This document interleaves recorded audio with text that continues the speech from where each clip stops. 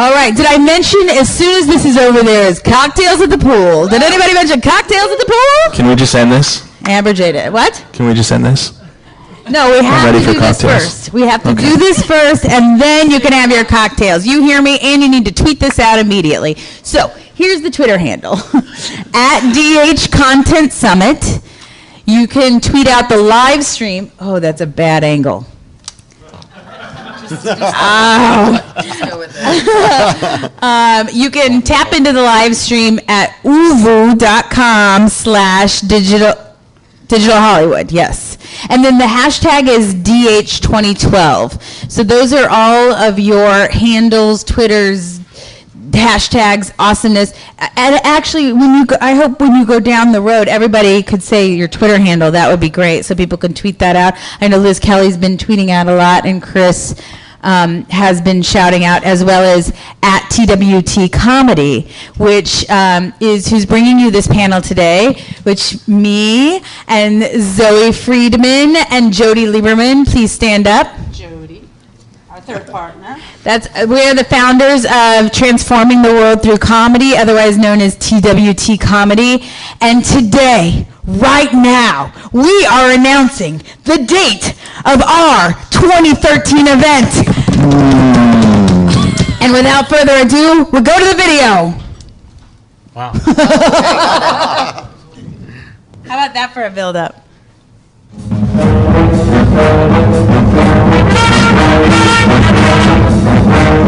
Transforming the world through comedy. Through comedy.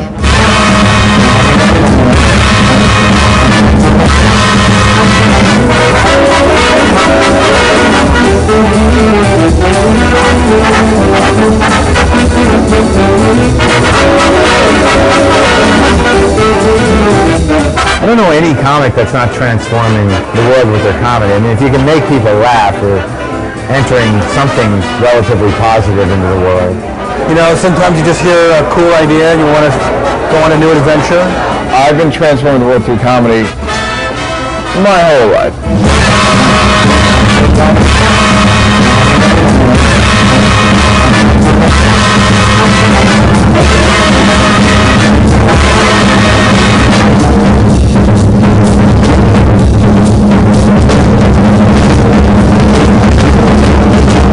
March 27th. On March 27th. On March 27th. On March 27th.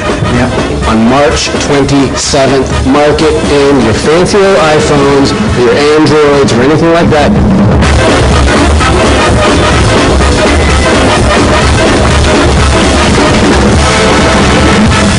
And use your fat fingers and put it in your calendar.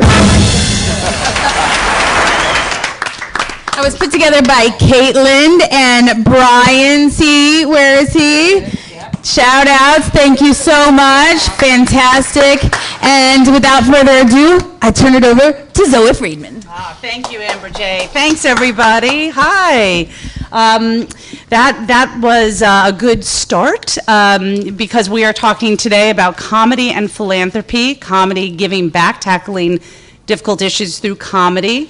And that is something that Amber J, Jody, and I sort of came together on. We're both kind of we're all steeped in the comedy world and felt our worlds are better and elevated because of so much comedy. And we said, what can we do to share that? We're not the first, we won't be the last to put comedy and philanthropy together, but we really wanted to do it and use the digital platform to really grow it, a little bit like a Comic Relief 2.0. And we've had great momentum on March 27th with great partnership, and a bunch of people on this panel have helped, and in the audience, that we are going to go global, and we're really excited for our year two. So that will just kind of be our setup to our esteemed panel here to talk about tackling difficult issues through comedy. And again, this is something that is close to my heart, something that I've always helped with as I could, but really have taken it on in the form of transforming the world through comedy. But I'm excited to introduce our panelists and let you get to know them a little bit. To my immediate left is Joel Goldman. He's the Director of Entertainment Industry Relations to Malaria No More, which you might recognize from the video. They are our charity partner for 2013. What's the date again? March. Okay, very good. Okay, you're paying attention. Joel has made great inroads to just what we're talking about today, and I just thought maybe we could show the video. Let's show a video that's something that Malaria No More has done in the comedy space. This is MA, rated MA, so dirty words. No.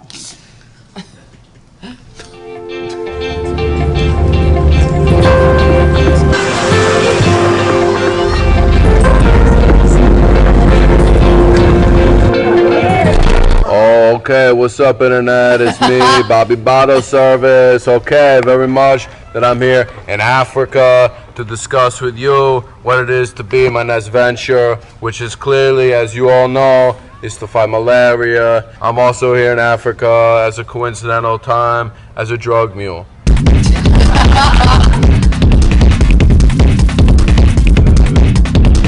So, I would like for me to propose you this. As it is known, malaria is a major issue and it is carried by mosquitoes, as was gonorrhea by my ex-girlfriend Tracy. So like one of the cool things about Africa is that I have my own car here, you know, as opposed to home where I share it with my brother, who's a real asshole, he's a cop. Okay, Africa, very cool. Very cool vibe, okay? Music, okay? Black girls, okay, very cool, right? It's like ladies are ladies, you know what I mean? I don't care if they're African or American, you know what I'm saying? Oh, hello. I'm a mosquito, like, I get under your skin, but in this case, like a cool mosquito who loves his mother and has got a lot of good friends and loves to cook. I'm sorry, I get very emotional when I discuss myself. So, as the books have said, you know, mosquitoes attack at night. We got to give them somewhere to go. Let's get a club going. Where else are you going to go? You know what I'm saying? You're going to go clubbing, right? Get a tiny mosquito, go ooze, ooze, ooze, ooze.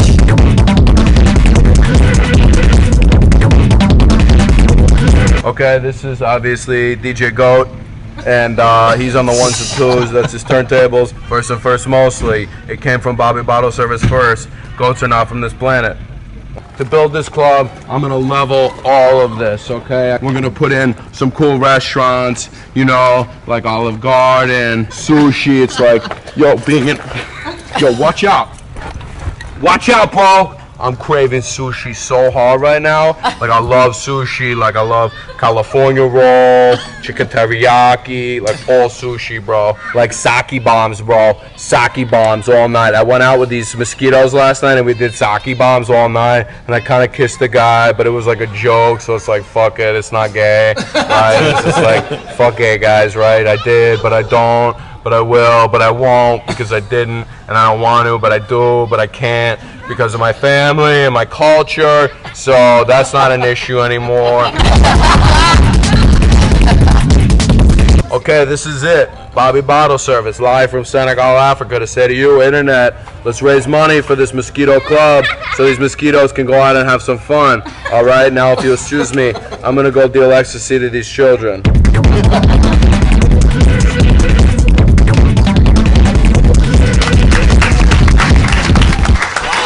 There you go. Good example of comedy and philanthropy. We're going to keep going down now. We'll come back and talk about that in a second.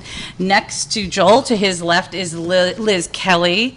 She is the founder and creator of the Goody Awards, which I love this on your website. You try to catch somebody doing good, you know, rather than catch them at TMZ doing crappy stuff. And I think that's great. And Liz is a fabulous publicist who is not only helping us with transforming the world through comedy, and now I should refer to my notes, and they're too small, and it's too dark for my glasses. No, I'm kidding. We will, and Liz has a great piece of video that we want to talk about, and we will come back to that, not in the introduction because it needs some context. But next to Liz is Betsy Koch from Funny or Die, a producer of Funny or Die, and we're glad to have her with us, and she's obviously a producer of comedy, and we will talk about that and have a video shortly to come back to. To Betsy's left is Kevin Pollak. If I went through all of his credits, we would be here for days. I'm here to see you. Yeah, we won't. He's the only reason I'm on this No panel. videos. He has to stand. And honestly, if I went through all his credits, we would be here. Try. Well, let's see.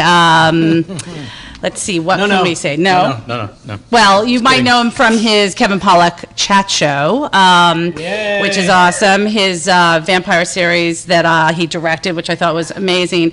And he has a book coming out in a couple weeks called How I Slept My Way to the Middle. So, very funny and tantalizing title. So, go buy your copy, reserve it now. And two, Kevin's left is Chris Brereton, the founder and guru of PictureHealing. PictureHealing, you ask, what is that? It is a customizable mobile app solution for the not-for-profit community. Basically, it develops community awareness and support for charity through providing mobile technology at a ridiculously low barrier to entry.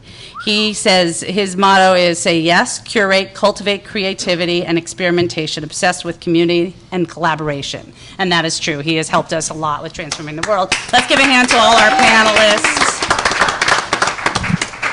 So I'll just start back here since we started with the video, and I want to talk to Joel about that video and many more that you might check out on their website or College Humor. They just did a series called Malaria, all to raise money and educate the public about malaria. So what I find amazing, now we know each other pretty well, is that a charity often they don't enjoy laughter. No, that's not true, but they don't have a sense of humor about themselves. They might want to censor comics. That is something that we sort of came across last year. And yet you guys have sort of embraced this, taking the most inappropriate person to Senegal, Africa, and let him loose with in the land. Right. So tell me about that shift or how that happened at Malaria No More, because it's great. It's so effective. We actually took a few other inappropriate people to Africa, and it was a lot of fun. We took Ricky Lindholm, Natasha Leggero, who else did we take? Ed Helms and Paul Scheer. And what we said to them is that we want you to go to Africa, do something that talks about the issue of malaria, but do it in whatever character you want to develop. We won't censor you. You'll have all the creative power, and you'll also have the editing, the final edit approvals and such. And what's really unique about this charity, I've worked for some really great ones in the past: Elizabeth Glaser, Pediatric AIDS, St. Jude, Feeding America. But what's great about Malaria No More is they do embrace the comedy, and the reason is that Peter Chernin, who co-founded us, basically said we're going to end deaths in Africa in the next 5 or so years, or at that time it was a little more. By 2015, that's our goal, to end deaths in Africa. Right now, a child dies every minute. When Peter founded this charity, a child was dying every 30 seconds. So we're making great progress. But he said if we're going to continue to make progress, we're not going to have garden parties, we're not going to recruit little old women and men to actually put us in their wills, because we don't want to be around. We want to put ourselves out of business. So he said, do it in whatever way you can to catch attention. And so we've really found that comedy is a great way to get the world to sit up and take notice of a disease that's been around for 4,000 years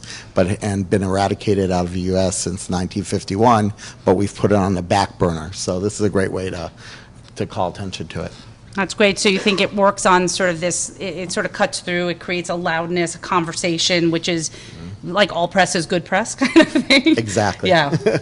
I think it's great. And I don't know if anybody has seen the Malaria Minutes, but go check them out. There are these great group of celebrities just doing ridiculous things to raise money. And it is such a simple solution, and they are eradicating malaria by 2015, and we're really proud to be part of that. So I will kind of move down we will come back unless, oh yeah, I'll come back to you. So Liz, again, as I said, she owns a PR company. They do cause marketing campaigns tied to a Goody Award for somebody doing good. She helped with the Oceans campaign, gave a Goody Award to the director of The Cove, the award-winning documentary, and I just am fascinated by your world. And I think also along the lines of comedy, we were talking before, and sort of how do you lighten people up and do social good? And I think you're doing a great job. So please tell people a bit about what your Goody Awards. Sure. Thank you, Zoe. And our handle is at Goody Awards, or you can give somebody a shout out just with hashtag Goody Awards. I think, Yeah, in talking about Malaria No More, I think a lot of people, they take these issues or causes very seriously. So our challenge has been lightening people up. And we kicked off with an autism campaign, and that is, something that impacts a lot of people now. And we just got really lucky because the girl we gave the award to did not take herself too seriously. She was funny. She was a comedian. So when we gave her the award, we actually gave her a book signed by Temple Grandin, who is kind of the spokesperson for autism, and she just broke on stage into an impersonation of Temple Grandin. so that video got watched by a lot of people, and it was great. No, we don't. But. No. But what we really try to do is, create, not just give an award out, but create a cause marketing campaign. And I worked at MySpace and managed the $1 million campaigns for big brands like Toyota, University of Phoenix. And so we take all those elements and we put it around an award. So for like the Oceans campaign, we did 6 weeks of World Ocean Conservation Awareness with the Cove. And the fun thing that we tied into it was I met a 4-year-old actress on a red carpet because I also write an entertainment column. And the mother said, "Thank you so much for interviewing my daughter." And I was like, "Does she have a fish tank?" and she did. And anyway, I came up with this idea of interviewing her and having her talk about why it's important to save the oceans. And it's a really cute video. So lots of great stuff there. So I think that's it. We're going to show a video later with the little girl in it. It sort of became her demo reel, but we'll show and talk about kind of the advertising. So thanks, Liz. Betsy hails from Plano, Texas. No? I am, but I didn't know that was like the go-to, like Betsy Koch from Plano, Texas. Yeah, well, I'm adding to personal aspects so you get a sense of Betsy. And she has a great background in film and TV and has landed at Funny or Die, and as it says in her bio, to kind of continue her pursuit or her love of producing comedy, and we're all here and lovers of comedy. So how long have you been at Funny or Die? I've been at Funny or Die for about 2.5 years. I think that was pre that Bobby Bottle Service video, correct? You guys shot that about 2.5 years ago? Yeah. Or so, exactly. yeah.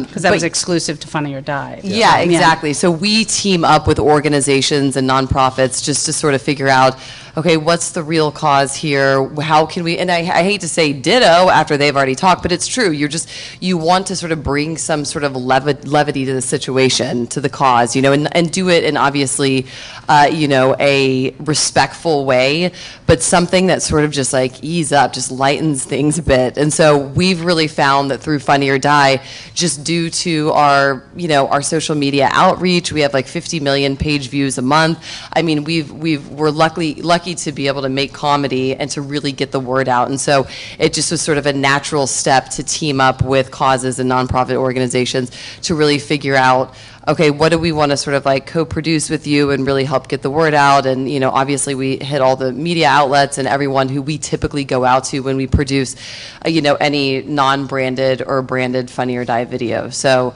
it's something that's relatively not new because we've been doing it for a while, but I think as of late, we've really sort of put the full court press on it. So it's been a lot of fun. And is there a certain amount of social responsibility, social good that you guys want to accomplish a month, or is it just kind of as it comes up and it feels people are passionate? Yeah, that's a good question. No, there's not like, okay, we want to produce, say, 10 videos with nonprofit organizations a month. There's no really goal. It's more, what are we really passionate about internally? Who has come to us and has asked for help? And again, you're still subject to the same sort of scrutiny for any fun. So it has to sort of make sense. We talk through the creative with the organization. We pitch a bunch of ideas and a big writers meeting, and we really try to figure out the best take on that material that everyone is most excited about that really helps raise awareness. So we just kind of partner with people that we want to work with, and that again sort of makes sense for just the overall sort of Funny or Die nonprofit vision. I mean, as also you guys can be so topical, kind of take on the voting or voter fraud. Like Sarah Silverman had that video about voter fraud, which I was like, now I get it, and I laughed, and I passed it on. So, hopefully everybody had the experience. We have a video that Betsy brought of Rock the Vote. So since we are close to the elections, let's take a look, and then we can chat.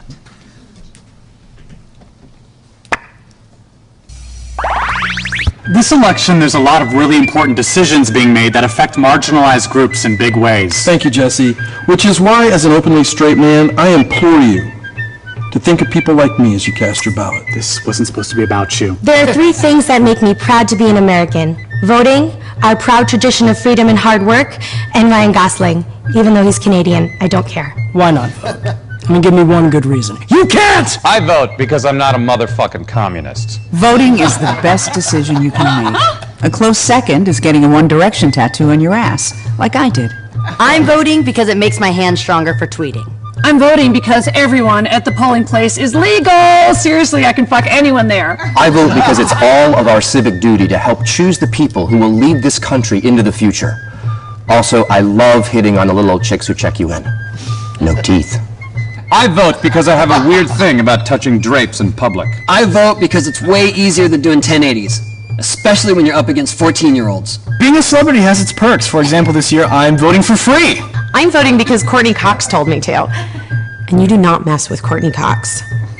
She's literally terrifying. I'm voting because as the responsible low brother, it's my duty. I'm voting so I can take my mind off of Kristen and Rob. This is my first time voting, but I know what I'm doing. I'm going to run in, scream the name of the person I'm voting for, and run out. I'm going to skip my next haircut to vote.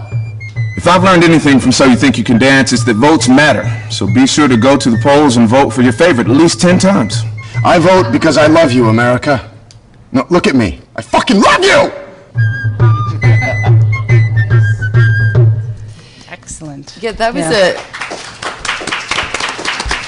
These videos sort of come about in so many different ways. Like the Sarah Silverman one you're talking about, there's been several that she's done, but she produced and made one on her own and just sent it to us and was like, hey, this is really important to me. I made this. Can you feature it on your main page? Which one was that? That was the one that she... not the schlep. No, it was the last one that she did. Oh my God, now I'm blanking on it. I'll think of it and I'll report back. Getting Anna the gun? Where she's sitting in her living room and she's sitting on the couch and she's is that? Yeah, the voter fraud about getting Nana a gun. Yes. Yeah, she made that. Everyone, yes, that's exactly. I'm like, whoa, that's embarrassing that I didn't know that. No. But no, that's something that she just. Hey, let's pick up a camera and let's shoot this in my living room. And I think she shot it in 45 minutes or something and sent it to us. And it's like again, she has a very wide social media outreach too, but it's like, that's perfect sort of content to put on our site to sort of team up and help spread the word. So, but that was a video that Adam Shankman reached out to us for. This one, the rock vote. Yeah. And he helps get some of the celebrities. We help get some of them. It's sort of this team up to sort of make, again, the best video possible. But it's, again, you shoot it in 4 hours. Yeah. That's pretty straightforward. Filter people through, yeah. So, and, we're talking about comedy and philanthropy. So is it the laughter that gets things passed around, or is it the celebrity? I mean, anybody can weigh in on that, or is it a combination of both? Yeah, I think if you have a really strong video that's legitimately really funny and offers sort of a fresh perspective on something, that's first and foremost. That's the most important thing. But yes, I mean, we've certainly found that attaching, Gwyneth Paltrow to videos is wildly helpful. Right. So it's a combination of the two. Right. Yeah.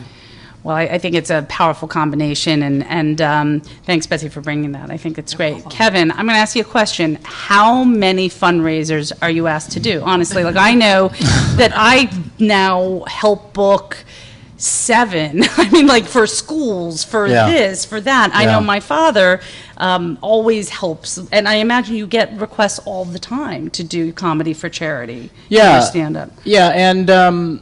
it's always an easy yes. It's always, any opportunity to give back when you basically have skipped out on a real job for 30 years, is part of my makeup. But I've recently become part of this company. It's a play for free poker site that's launching in the next week or so through Facebook called Hollywood Poker. And it's a play-for-free site, so it doesn't involve gambling. It's, like Farmville or Cityville or any other virtual dollars site. But 7 million people a day play this poker through Facebook a day. So when they approached me about being ambassador / pimp, I was interested in what sort of a pull, in a magnetic strength could we offer to celebrities and famous people in terms of wanting to participate for something that benefits them and not just another social media hub, which is one of the main goals of the site. And now our biggest goal is to be the #1 distribution channel of charity funds on Facebook. Because, as you mentioned, being invited to all these charity functions, the most popular one seems to be these celebrity poker charity events. Those come in the dozens per year.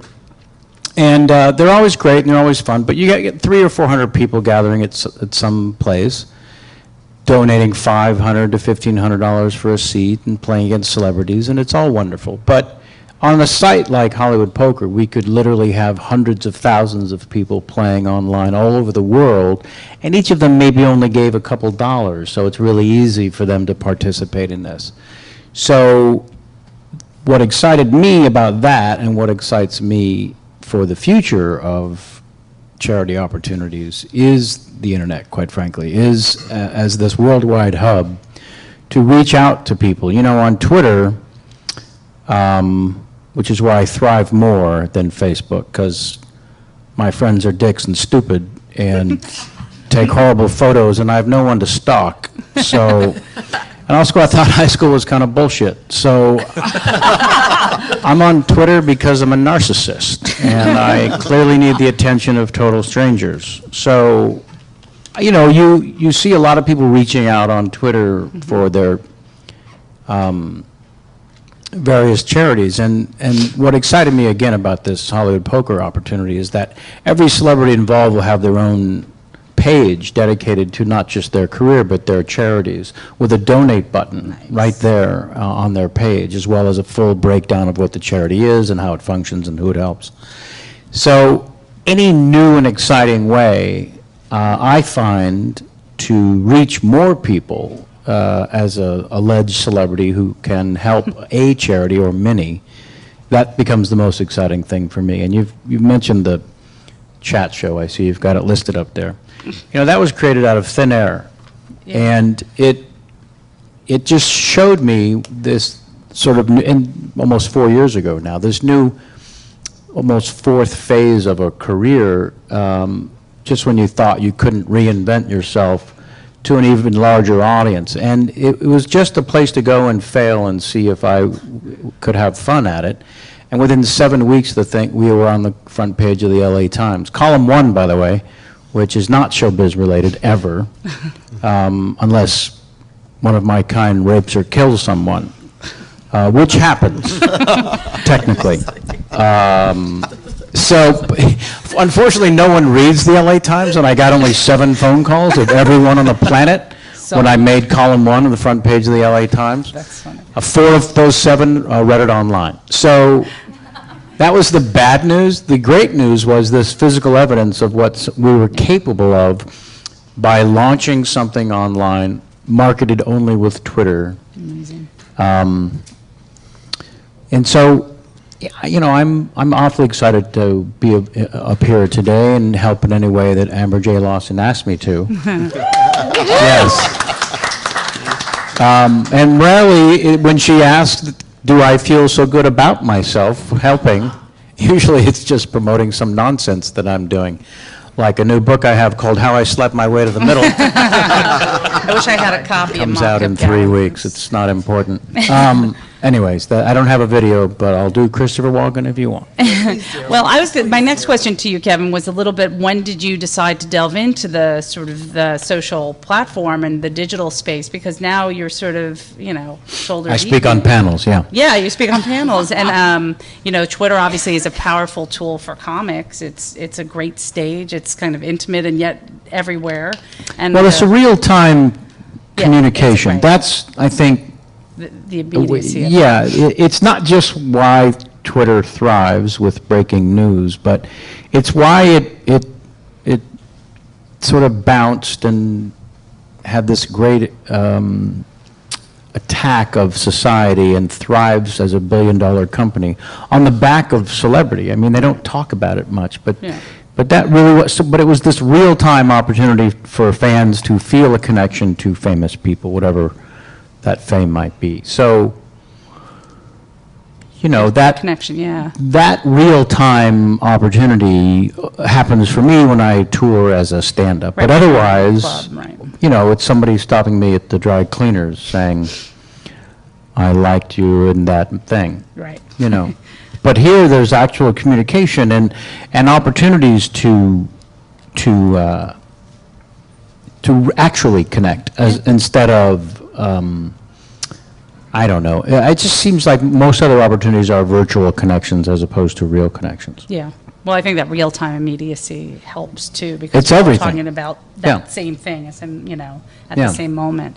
Well, I think it's great, and I think I love your stuff online. So I think if I don't know what kind of prompted it besides Twitter, and you said it just gave you a platform to fail to do the chat show. Well, yeah, exactly. You think you don't need to experiment and explore, but the internet is by far the best creative place to do that and to fail. And when I mentioned Christopher Walken, I became obsessed with him, and then I started doing a podcast that's on iTunes now or at the site called Talkin' Walken. Walken spelled I-N like talking, so his family can't sue me. And it's just me rambling as Christopher Walken for an hour about nothing. I'll give you a slight sample if you insist. Yesterday morning, I noticed that we were out of soy milk, and this is tragic news for the lactose intolerant. I hadn't planned a trip to the market that day, but clearly a drive to Trader Joe's was in my future. And I remember standing on the linoleum thinking, I hope he's there. I hope he's there one time so that I might say, hey, Joe, I can't believe you're here. I assumed you'd be out trading. There you go. Please. Not to continue the Walken conversations, but we just shot a video with him. It's called Cooking with Walken, and it's Christopher. It's just him cooking, and it was one of those things where like, wow, we really don't have much structure to this sketch. Why don't we just shoot him cooking? And it's the funniest. I mean, you have the most candid, like brilliant moments, like Walkenized moments. It's pretty amazing. Just him like cooking like a Cornish hen. Like, Is it really him or Kevin? Is it really? Well, no, there was already, I'm excited about this. There was already something online, I'm sure about him cooking a chicken with sliced pears or something. But it was him in his kitchen in Connecticut, and it's surreal. This, on the other hand, sounds much better. Yeah. No, this is him in a kitchen in Connecticut also cooking. Is it a one-off? It's a one-off, but I think it should be a TV series immediately. I think he did He come in pitched and one pitch to at the Comedy TV, Central. to the Food Network. I think he pitched to Comedy Central years ago. Yeah. A And- cooking He's show. really talented. Like, this thing looked amazing. Yeah, he's a I serious mean, cook. Yeah, that's so Next level funny. stuff. And next to Kevin, Chris, what do you have to say about Christopher How the hell do you Walken? throw me Besides- after this guy? No, Follow I'm that. sorry. Yeah. I did not have the running order. I did not put the running order. But I want, Chris he's launching or relaunching PictureHealing in October at Halloween. Yes? 27th, October 27th. October 27th. It's a Should magic I say the number date like 27. 16 times like you guys? That's right. Do you have a video? And I'll let him tell October you. but 27th. I love Very him. ssimlar to March 27th. That's right, Very March similar. 27. We did that on March purpose. Lucky 20. I just took my shoes off, everybody. If I've kind of come down a couple inches, I just couldn't even stand the pain. But Picture Healing, he'll tell you a bit more about it. But as we talk about sort of comedy and philanthropy, it's not so much comedy, but again, like with Liz, it's a way to kind of lighten and socialize. Absolutely. Do good and social good. And I think it's a really inventive way. It's a photo sharing app that really does good. It was a photo sharing app, and I'm going to it was a photo sharing app. But I will let him tell you more about what's going on for Picture Healing, because, yes, go ahead, Chris. Hey, thanks. You're welcome. So Picture Healing is basically about to relaunch as a kind of do-it-yourself custom mobile app solution for nonprofits.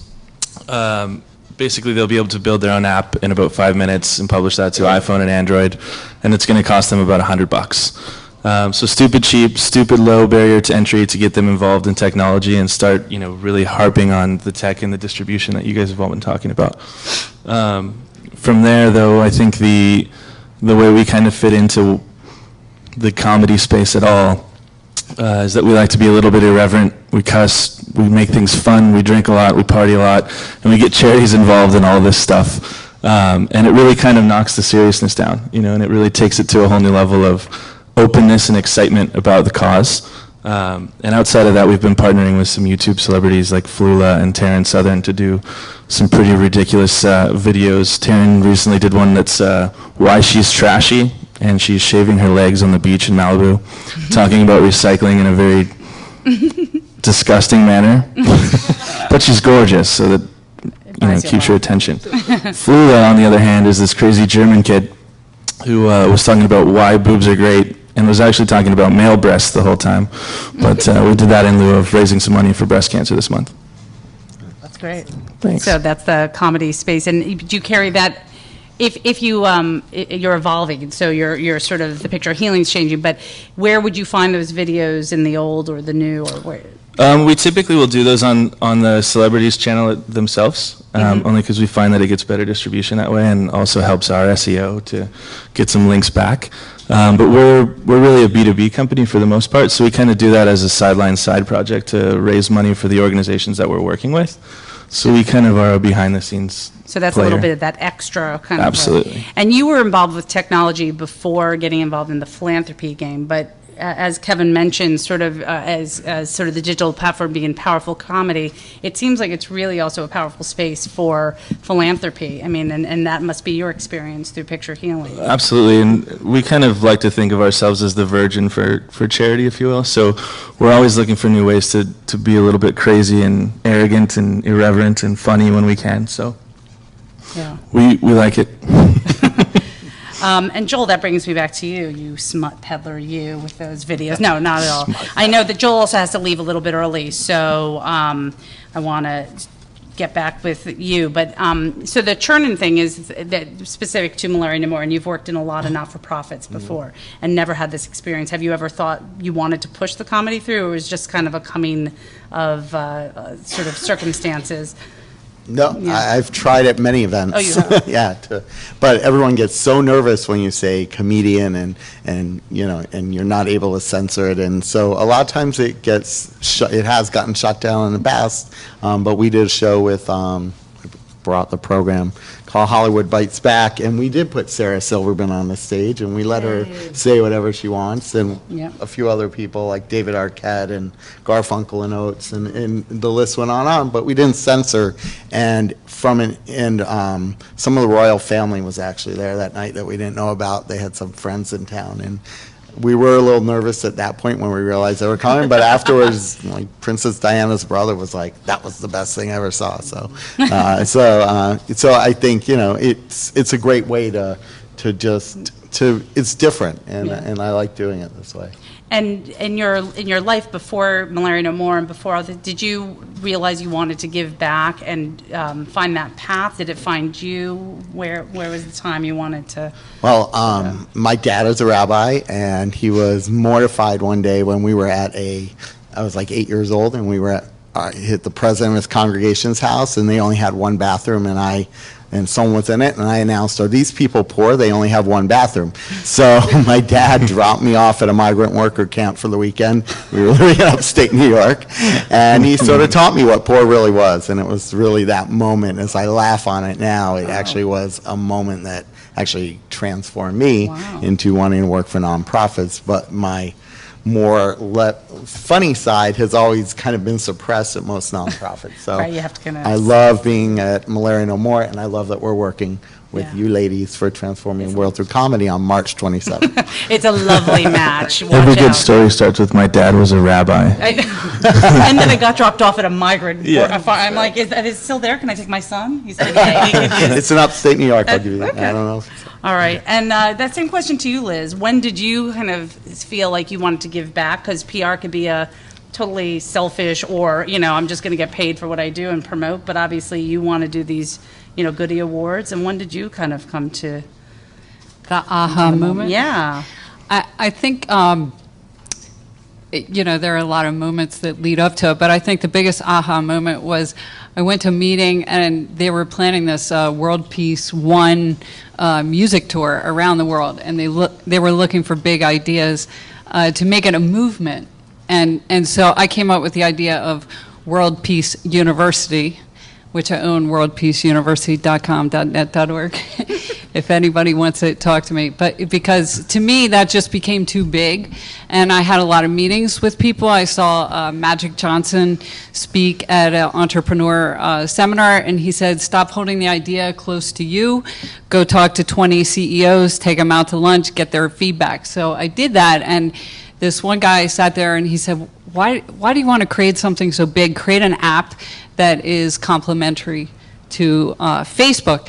So then I had another drinks dinner with the guy that worked for Saturday Night Live and David Letterman, and he looked at me and he said, the goodies.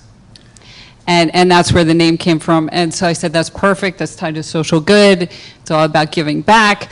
And it's like the Emmys, the Tonys, et cetera. And so our top award is called a Golden Goody Award, which is like the Oscar for social good. Wow. That's very cool. You have to go. Joel's going to leave. Let's say goodbye to Joel Goldman. Thanks, Joel. We have we're passing down cards, doing the thing. If anyone wants them. Thank you. Liz, before we get off you, I want to show the video, and I think it speaks to, it speaks to actually an evolution kind of maybe advertising, but also levity and sort of where this 4-year-old that Liz found and where she ended up.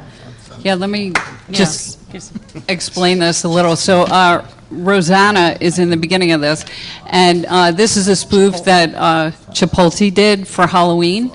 And you tell me if you think it's funny, I'm not sure, but they're trying. And the point here is that this is the future of advertising. It's called unmarketing. Have you guys heard that term? Unmarketing. It's where, the product is not in your face. You don't even know who it's from. And then at the end, there's a message like brought to you by Chipotle. And it's a social good message. You're here! Halloween! It's the king of all holidays! Come on!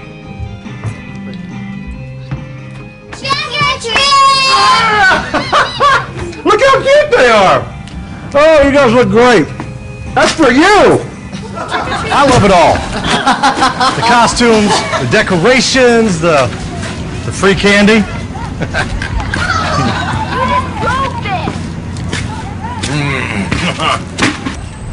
The great thing about Halloween is your friends and your neighbors, they open their door to you, and they give so freely from the kindness of their hearts. It's called the Halloween spirit. It's what makes Halloween so special. It's cool. Someone's coming. It's kind of a universal understanding that on this one night, we all come together as part of a happy community.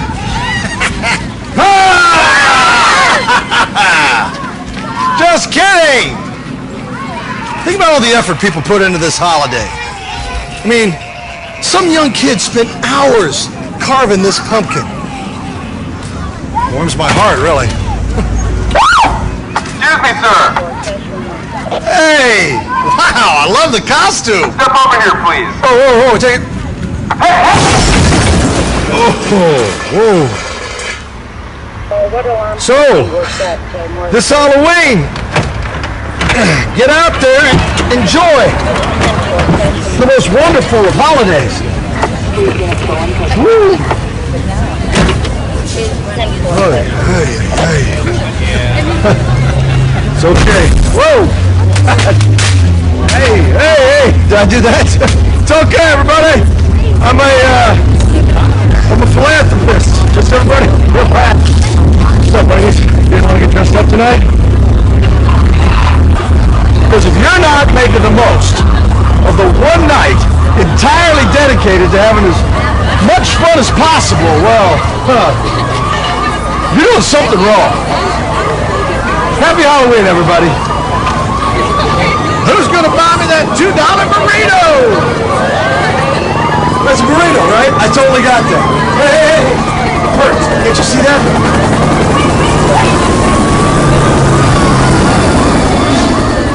So that's their unmarketing. Yeah. So I just thought that was a clever ad. But Yeah. And speaks to sort of breaking through in unusual ways, I guess, and sort of coming in and then doing good, eating and doing good. I guess not just comedy, doing good. I have been given the 10-minute signal to open it up to the audience. It feels like it went so fast. Can I ask if anybody wants to ask our esteemed panel? Oh, very good. Yes, for those who tuned in late, can you summarize the entire hour in 100 words or less? No. Check it out on online on the live stream. Yes. Great radio voice. That we used marketing tools on Twitter. Can you give us a few examples, tips, or mistakes that we should avoid? She almost said mosquitoes. Marketing tip. Well, what's nice about the internet in general is that you're limited by your imagination. So I do stand-up dates limited only by your imagination, whereas every other form of traditional media has a way to limit your imagination or find the center of why something is special and add water to it. They have a savant ability, by the way, to finding the center. So I'll do stand-up dates, right? And let's say I'm going to Des Moines, Iowa. I would tweet to, I don't know exactly how many followers I have, 285,409. But I would tweet to all of them, hey, I'm going to be in Des Moines, come and see the shows, and then put a clickable link in there. Well, to all but maybe 30 followers, that's utterly meaningless. So the idea was, how do I market to those 30 followers and make them foot soldiers in Iowa, Des Moines specifically for me? So then I just made this up one day, and now I've been doing it for a year. Hey, Des Moines Twitches, because that's what I call my followers. It's so clever. Hey, Des Moines Twitches, retweet this for a chance to win free tickets to my show, and then a clickable link in that tweet. So now those 30 followers retweet that to their couple thousand, maybe, that don't follow me, that I did not have access to at all. And that happens in an instant. And I give out a dozen free tickets to whoever's kind enough to do that or whatever, and the club's happy to have it. So that literally was out of the thin blue. So, yeah, it's kind of up to everyone to find a new way to market, but I would definitely advise giving shit away. That's a biggie. People like free shit. People love getting free shit, whatever it is. And however you can inspire them to tweet for you by giving them free things is what I've discovered. It's good plan. Everybody will take that from you, Kevin. Anybody? Yes, sir. Yeah, question for you, Zoe. This organization you're getting started, launching in March. I myself am doing a comedy fundraiser event in April. Great. We're streaming it live. Excellent. We're doing a pay-per-view. It's actually for a charity in Israel. We're calling it Paper-Jew. Question is, how would I benefit from aligning myself with your services of this new organization? You guys didn't really explain much about how it's going to operate. Oh, well, Well, from the video, I guess it just gives the overview of what we did in November. As a matter of fact, Amber J can come up and we can chat about kind of this does bring us into our bigger vision for transforming the world. So the idea is to have this annual event, which will benefit a changing philanthropy or charity every year. This year it is Malaria No More. Next year it will be something else. So it has to be global, has to be measurable results. But in addition, we want to go on beyond that. And which aligns perfectly with what Kevin is doing. So what we're doing is creating a comedy charity hub where we will promote, produce, and distribute comedy content that raises money for charity and support the charities around that. Right.